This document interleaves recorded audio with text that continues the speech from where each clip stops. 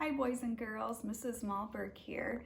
I'm going to read a story, but before I read that story, I want to ask you a question. Have you ever drawn a picture that's just a bunch of scribbly lines, but you can explain it and you know exactly what it is? Or maybe you've drawn a picture with lots of straight lines and you explain it to somebody and tell this whole story about it. Today, we're going to read a story called Scribbleville. So you're going to see lots of scribbles and lots of straight lines. So Scribbleville by Peter Holwitz. That is the person that wrote the story.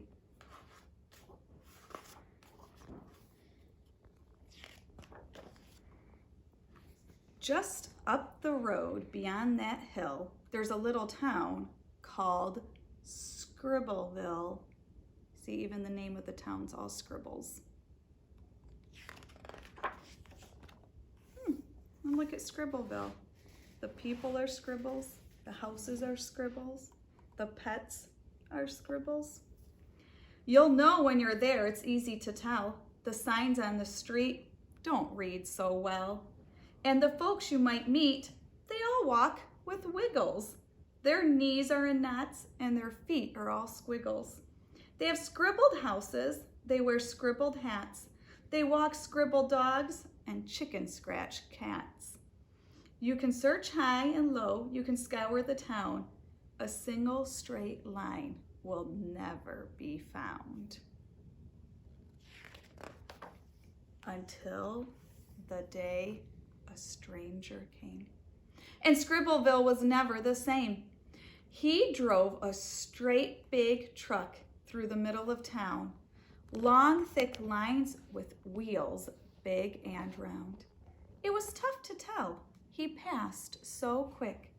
But the man in the truck looked straight as a stick.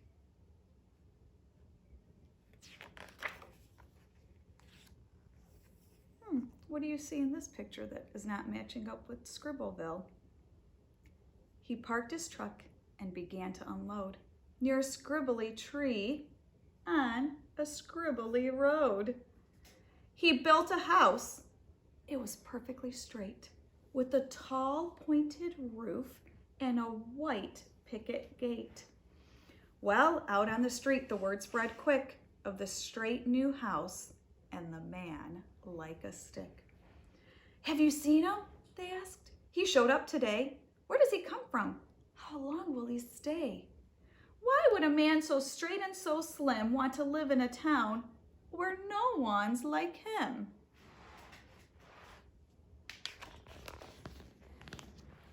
Wherever he went, the people would stare. Look at his clothes.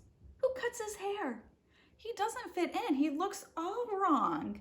Someone should tell him he doesn't belong. So there he is, all by himself. There's the rest of the people in Scribbleville. The very next day, the stranger worked hard. He planted a tree and put grass in his yard. Then a woman walked up. Her hair was a mess. She wore a big smile and a red scribbled dress. Good morning, she said as she played with her hair. That's a beautiful house. I can't help but stare. Thank you, he said, and gave her a smile. They stood at his gate and chatted a while. They had lunch the next day. They had dinner too. They did all the things that new friends do. But the folks around town, in the stores, on the street, they threw up their hands and stomped their feet. His friends all said, she's lost her mind. She's gone too far. She's crossed the line. I admit, she said as her scribbled head shook, on the outside he's odd, but that's not where I look.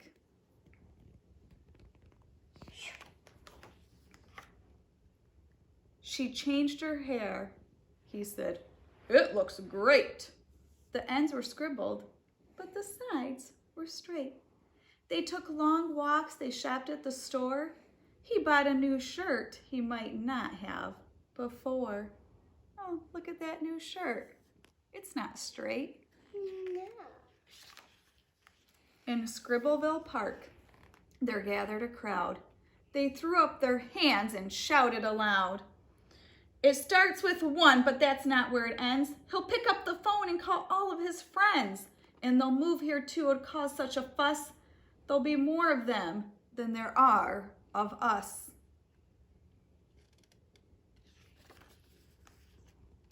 That night, a kid sat down at his table and drew from his mind some things he was able. A scribbled tree, a chicken scratch cat. He drew himself with a scribbled hat. But then he drew something totally new, a drawing that no one in town would ever do.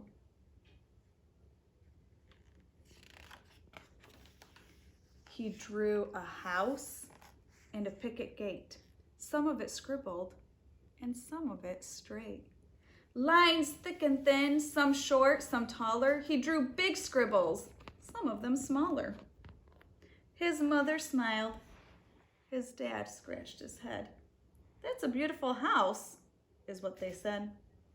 And his friends at school were all surprised. His teacher stared with open eyes. They all agreed his art was great. Just enough scribble and just enough straight. So his friends all did what kids will do. They drew straight lines and scribbles too. In every house a few days later, on every scribbled refrigerator, every mom and dad there was did what every parent does. Okay. Do you have artwork hanging up on your refrigerator? That's what these moms and dads did. And then one day, you might guess why, a teacher wore a straight new tie. At first it seemed strange because the change was so new, but soon a few kids wore straight lines too. And before too long, no one was staring. The lines looked good with what they were wearing. He's wearing a straight hat. Yeah, a straight hat, scribbled swing, straight shirt, scribbled pants, scribbled shoes, straight lines on her dress. They're mixing the scribbles and the straight lines. It's tough to say, to pick one day. Things never change overnight. But before too long, what once felt wrong started to feel a bit right. An old restaurant put up a straight new sign. Business was good. There was always a line. Eddie Spaghetti.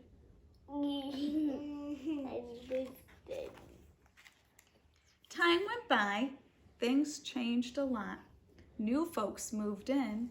Some scribbled, some not. The town didn't look like it once did before, and the stranger wasn't so strange anymore. He married the woman in the red scribbled dress. Her gown was gorgeous. Her hair was a mess. They built a new house with a white picket gate. The shrubs were scribbled, but the grass was straight. They had 2 kids. One was scribbled and one wasn't, but what does it matter? Maybe it doesn't. Just up the road, beyond that hill, there's a little town called Scribbleville, and you'll know when you're there, it's easy to tell, whoever you are, you'll fit in well. I love this story because it shows that everybody is different, but together you can make some great things, just like all of the people at Scribbleville learned when the stranger who was straight came in and they got to experience some new things.